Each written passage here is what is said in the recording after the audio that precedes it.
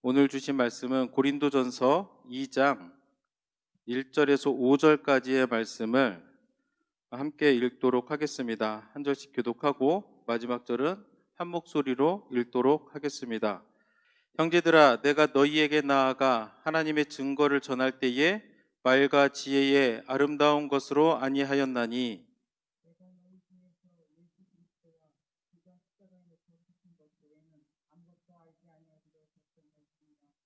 내가 너희 가운데 거할 때에 약하고 두려워하고 심히 떨었노라.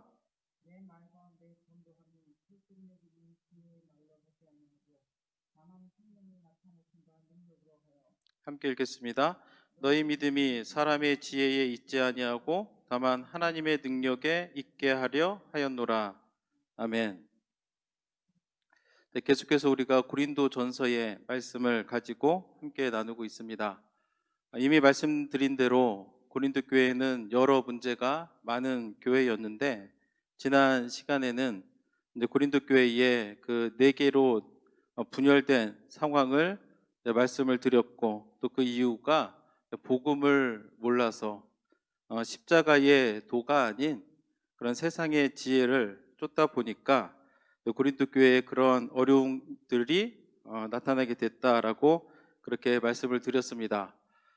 고린도 교회 사람들은 복음이 뭔지를 잘 몰랐고, 또 십자가의 도를 또 미련한 것으로 이제 생각을 하다 보니까 굉장히 이제 어려움에 처하게 됐는데, 우리도 오늘 사도 바울이 이제 1절에서 뭐라고 말하냐면 하나님의 증거를 전할 때에 그렇게 이야기를 하는데, 혹시 여러분들 가운데 전도를 해본 적이 있으십니까?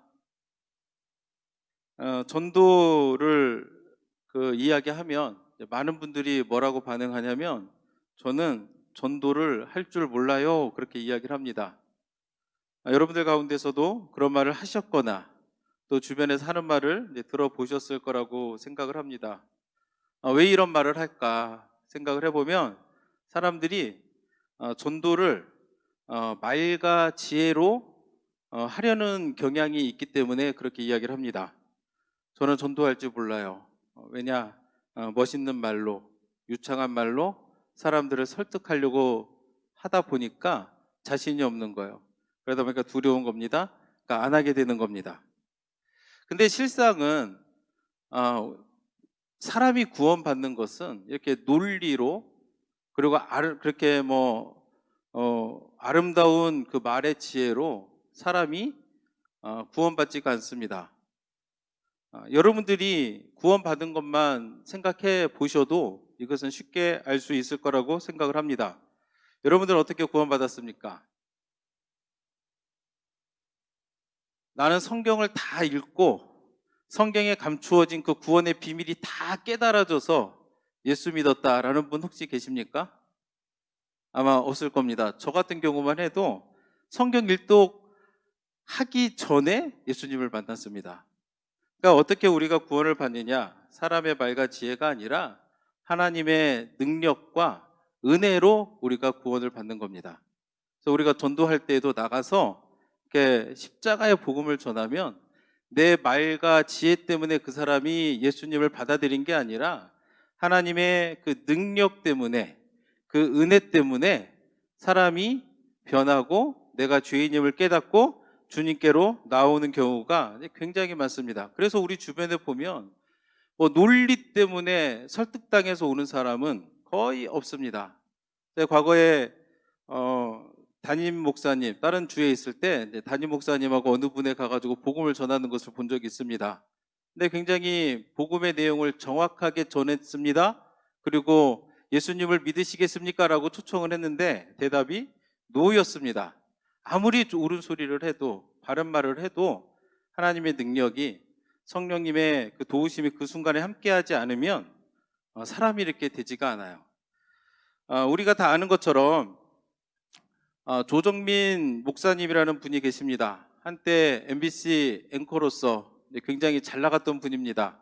앵커들에게 있어서 꿈의 그런 자리라고 할 수 있는 뉴스데스크 메인 앵커도 했었고, 나중에 IMBC라고 해서 그 MBC의 인터넷 그 사업을 주관하는 부서의 사장으로 역임하기도 했었는데, 이분이 본인이 어떻게 예수 믿게 됐는가라는 간증을 들은 적이 있습니다. 이분의 아내가 이제 서울에 있는 온누리교회를 새벽 예배를 이렇게 굉장히 열심히 나갔다고 합니다. 근데 일반 사람들이 볼 때에 새벽 예배를 열심히 나가는 게 굉장히 이해하기가 어렵습니다. 저 사람들은 잠도 없냐? 왜 새벽에 나가고 있냐? 이런 말을 이제 하게 되는 건데, 우리 EM 브라더 중에 이제 그 우크라이나에서 온 조지라는 분이 계신데, 이제 캘리포니아로 이제 떠나시기 전에 이제 마지막에 와서 이제 하시는 말씀 가운데 하나가 뭐냐면, 본인이 이 교회에 와서 가장 인상적이었던 순간이 언제냐? 새벽에 왔더니 다 고요하고 깜깜하고 남들은 자는 시간인데, 우리 한국 사람들이 나와서 그 시간에 예배하고 기도하는 것이 굉장히 그분에게는 감동이었다. 이제 그런 얘기를 하는 것을 이제 지난번에 얘기를 했었는데, 이제 그런 것처럼 우리 새벽에 나가서 예배하는 것이 일반적인 것이 아니고, 또 안 믿는 사람 입장에서 보면 더더욱 이해하기가 어렵죠. 그래서 조정민 목사님 아내가 새벽마다 이렇게 나가니까 처음에는 아내가 바람이 났나, 아니면 사교에 빠져가지고 이렇게 뭐 잘못된 길로 가는 것이 아닐까, 그 염려가 들어 있어서 이제 본인이 이제 방송국에서 일하다 보니까 이거 추적을 좀 해야 되겠다. 이 교회에 엄청난 비리가 있고 잘못이 있기 때문에 내가 이것을 좀 고발 좀 해야 되겠다라는 마음을 가지고 새벽 예배를 쫓아갔다고 합니다.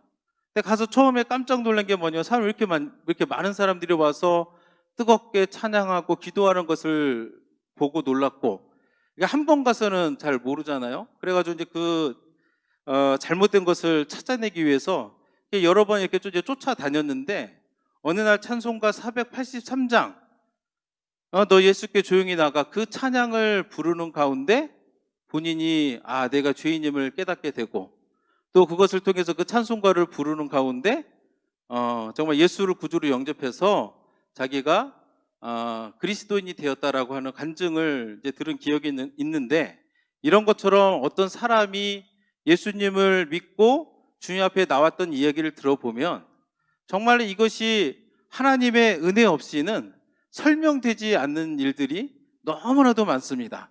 여러분도 스스로 생각해 보시기를, 내가 어떻게 예수 믿고 구원받았나? 내가 성경을 많이 읽어서, 내 성경에 나타나 있는 그 교리를 잘 알아서 내가 구원받았다라는 분은 별로 없을 거라고 생각을 합니다. 하나님의 은혜로, 하나님의 능력으로 우리가 이제 은혜를 받았을 거라고 생각을 합니다. 오늘 우리가 함께 읽은 본문의 말씀은 사도 바울의 고백입니다. 사도 바울이 특별한 경험을 했었는데, 어떤 경험을 했었냐면, 우리가 일반적으로 사도 바울 생각하면 굉장히 위대한 사도, 가는 곳마다 복음이 뿌리를 내리고 교회가 세워지고 정말 놀라운 능력을 나타냈던 그런 위대한 사도로 기억을 하겠지만, 그런 사도 바울에게도 정말 이렇게 숨기고 싶은 정말 그 아픈 기억이 있었는데, 그것이 뭐냐면 아덴에서의 기억입니다. 2차 전도 여행 중에 아덴이라는 곳을 갔습니다. 아덴은 오늘날로 말하면 아테네 지역입니다. 그리스 아테네, 굉장히 철학이 발달했었던 그런 곳인데, 그곳에서 그 사도 바울이 이제 복음을 전할 때에 어떻게 했냐면, 사람들과 더불어서 이제 논쟁을 하기 시작을 합니다. 굉장히 철학이 발달한 곳이고, 또 그 아덴에 있는 사람들이 그렇게 말하기를 좋아하는 거예요. 자기들이 가지고 있는 수사학이나 뭐 언변술이나 이런 것들을 가지고 말하기를 좋아하니까 사도 바울도 어떻게 하냐면, 그곳에서 가서 본인이 알고 있는 지식과 학문을 동원해 가지고 사람들에게 복음을 전하기 시작을 합니다. 아마도 사도 바울은 그 순간에 어떤 생각을 했을까 생각을 해보면, 이 사람들이 이렇게 말하기를 좋아하니까 내가 이 사람들하고 이렇게 말을 하면서 예수 그리스도를 멋있게 설명하면 이 사람들이 예수 그리스도를 주도 받아들이고 이곳에 믿는 자들이 생겨나고 이곳에 하나님의 교회가 생겨나겠지, 아마도 이런 생각을 했을 거라고 생각을 합니다. 그런데 어떤 일이 발생하냐면, 우리 사도행전 17장 33절 34절을 보면 이에 바울이 그들 가운데서 떠나매 몇 사람이 그를 가까이하여 믿으니 그 중에서 아레오바고 관리 디오누시오와 디마리라라 하는 여자와 또 다른 사람들도 있었더라. 논쟁을 했습니다. 그가 그동안 공부했던 멋있는 말로 사람들과 대화를 했는데, 그리고 나서 아덴을 떠날 때에 몇 사람이 예수를 믿었는가 세보니까 몇 사람이요, 정말 성경에 기록된 것이 몇 사람이 그를 가까이 하고 믿었다라고 성경은 기록하고 있습니다. 이 말은 뭐냐? 사람의 지혜의 말로 했더니 안 되더라는 거야. 안 되더라는 거. 그래서 사도 바울이 고린도전서 2장 1절 2절에서 이렇게 고백을 합니다. 형제들아, 내가 너희에게 나아가 하나님의 증거를 전할 때에 말과 지혜의 아름다운 것으로 아니하였나니 내가 너희 중에서 예수 그리스도와 그가 십자가에 못 박히신 것 외에는 아무것도 알지 아니하기로 작정하였음이라. 어떻게 사도 바울이 그가 하나님의 말씀을 전하고 전도하고 사람들을 가르치는 데에 예수 그리스도의 십자가 외에는 다른 것들을 말하지 않기로 작정하였는가 해보니까 그가 이미 아덴에서 사람의 지혜의 말로 해보았더니 안 되더라는 거예요. 그렇기 때문에 사도 바울은 오늘 본문에서 무엇을 강조하느냐? 고린도 교인들이 좋아하는 말과 지혜의 아름다움이 아니라 그들에게 필요한 게 뭐예요? 예수 그리스도와 그분이 지신 십자가가 고린도 교회 성도들을 살리는, 그리고 그들의 분쟁을 해결하는 핵심 요소라는 것을 그들에게 가르쳐주고 있는 것을 우리가 말씀을 통해 보게 됩니다. 사도 바울이 고린도에 건너갔을 때에는 그가 아덴에서 실패한 이후에 떠나갔습니다. 그래서 사도 바울이 고린도전서 2장 3절에서 고백하기를 어떻게 고백하냐면, 내가 너희 가운데 거할 때에 약하고 두려워하고 심히 떨었노라 라고 그렇게 기록을 하고 있습니다.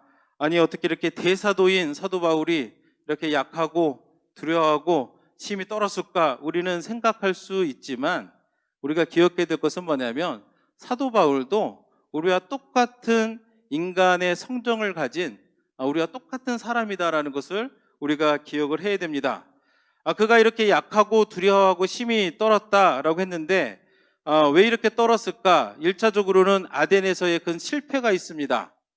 그리고 이제 아덴을 떠나서 고린도로 가야 되는데, 고린도라는 지역은 어떤 지역입니까? 일반적으로 생각하기에는 목회하기에는 좋은 환경이 아닙니다. 죄가 굉장히 많았던 곳이고 사람들이 유흥을 즐겼던 곳이고, 그래서 오죽하면 야, 너 고린도 사람답다라고 하면 굉장히 타락하고 부패하고 음란한 사람을 일컫는 그런 말이 생겨날 정도로 그것은 굉장히 목회하기가 좋지 않았던 곳이었기 때문에, 그와 더불어서 사도 바울은 어떤 사람이었냐면 그 육체에 고난이 있었습니다. 갈라디아서 4장 13절에 보니까 내가 처음에 육체의 약함으로 말미암아 너희에게 복음 전한 것을 너희가 아는 바라. 몸이 건강하지도 못합니다. 실패했었고 이렇게 대도시로 가고 죄가 많은 곳에, 타락한 곳에, 유흥이 많은 곳에 가는데 건강하지도 못했던 거예요. 우리가 다 아는 것처럼 눈에 질병이 있어가지고 사도 바울이 하나님께 이것을 위해서 이렇게 기도했다라는 것은 이제 다른 서신서를 통해서도 우리가 확인할 수가 있는데, 이제 그런 상황 가운데 있으니까 그 마음이 약해지고 두려워하게 되고 이제 떨었던 것 같습니다. 또한 그것뿐만이 아니라 가는 곳마다 유대인들의 방해가 있었습니다. 유대인들이 그 복음을 전하는 사도 바울을 미워하고 질투하고 대적하고 때리고 고소하는 일들이 가는 곳곳 도처마다 있어서 사도행전 18장 12절에서도 갈리오가 아가야 총독되었을 때에 유대인이 일제히 일어나 바울을 대적하여 법정으로 데리고 가서, 아가야 지역은 고린도가 속해 있는 지역을 일컫는 겁니다. 그러니까 사도행전 18장에 나타난 것은 실제로 사도 바울이 고린도에서 사역했을 때 겪었던 일을 고백한 겁니다. 그러니까 사도 바울이 그런 가운데에서 이렇게 약하고 두려워하고 그렇게 그 자신의 약했던 마음을 이제 성경을 통해서 우리에게 알려주고 있는 겁니다. 우리도 이렇게 살아가다 보면 이런 순간을 만납니다. 굉장히 내가 약해지고 마음이 무너지고 두려움이 나를 가득 채우고 그럴 때가 있죠. 그러면 여러분들은 어떻게 그런 두려움을 이겨내십니까? 우리가 예수 믿는 사람들인데 이런 그 두려움 가운데 우리가 놓여 있으면 안 되잖아요. 거기에 우리가 맨날 짓눌려 가지고 살아가면 안 되잖아요. 이겨내야 되는데 어떻게 이겨내느냐? 우리가 사도 바울이 그의 두려움을 이겨냈던 방법을 살펴보길 원하는데 4절하고 5절 말씀을 함께 읽도록 하겠습니다. 내 말과 내 전도함이 설득력 있는 지혜의 말로 하지 아니하고 다만 성령의 나타나심과 능력으로 하여 너의 믿음이 사람의 지혜에 있지 아니하고 다만 하나님의 능력에 있게 하려 하였노라 라고 성경은 기록하고 있습니다. 다시 말해서 사도 바울이 굉장히 두려워하고 약하고 떨고 있었는데 사도 바울이 그때 어떻게 했느냐? 사람의 지혜의 말을 의지하지 않았다는 겁니다. 사람의 설득력 있는 그런 지혜의 말이 아니라 십자가의 복음을 전했더니 그 순간에 사도 바울에게 어떤 일이 일어나느냐? 성령의 나타나심과 능력이 나타나서 그런 사도 바울의 떨리고 두려운 마음을 붙들고 이기게 해주셨다고 성경은 우리에게 가르쳐주고 있는 겁니다. 그래서 오늘날 우리가 코비드나 여러 가지 어려운 상황 가운데 여러분들이 약해지고 두려워하고 떨고 있다면 우리가 무엇을 해야 되겠습니까? 마땅히 하나님의 말씀인 예수 그리스도의 그 십자가의 복음을 붙들고 우리가 그 부르심대로 순종하며 그 복음을 전하며 살아가면 우리의 그 연약한 마음이 물러가는 거예요. 믿으십니까? 왜요? 내가 그 십자가의 복음을 전할 때 성령의 나타나심과 능력이 우리 가운데 임하게 되기 때문에 그 약하고 두려워했던 그 마음을 하나님이 깨끗하게 치료해 주신다라는 것을 성경은 우리에게 가르쳐주고 있는 겁니다. 왜 우리가 복음을 전하면, 왜 우리가 십자가의 능력을 사람들에게 전하면 우리의 마음이, 우리의 약해진 마음이, 두렵고 떨렸던 마음이 물러갈까? 왜냐하면 복음 자체가 하나님의 능력이 있기 때문에 그런 겁니다. 우리가 이 예수 그리스도의 십자가의 복음을 전하면 이 복음의 능력이 있어서 이 성령의 나타나심과 능력이 나와 함께하기 때문에 나를 옥죄는 그런 두려움들, 나를 약하게 하는 것들, 나를 떨리게 하는 것들이 물러난다라는 것을 여러분들이 기억을 하시길 바랍니다. 그래서 로마서 1장 16절에 뭐라고 기록되어 있냐면 내가 복음을 부끄러워하지 아니하노니 이 복음은 십자가의 복음입니다. 모든 믿는 자에게 구원을 주시는 하나님의 능력이 됨이라. 먼저는 유대인에게요 그리고 헬라인에게로다라고 이렇게 기록이 되어 있는 것을 보게 됩니다.